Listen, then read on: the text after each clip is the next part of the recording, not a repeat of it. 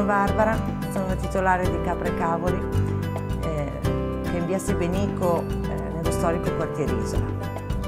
Capra e Cavoli è un locale aperto tutti i giorni, un luogo di incontro per tutti, a tutte le ore, per un bicchiere di vino, per una tisana, per mangiare una cosa, per incontrarsi soprattutto.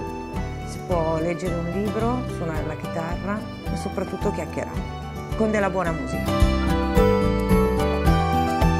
La caratteristica di Capra e Cavoli è sicuramente la cucina vegetariana e vegana. Poi vero è che c'è tutta una parte di cucina tradizionale, la proposta del pollo con lo zenzero, con il sesamo nero, con il melograno d'inverno.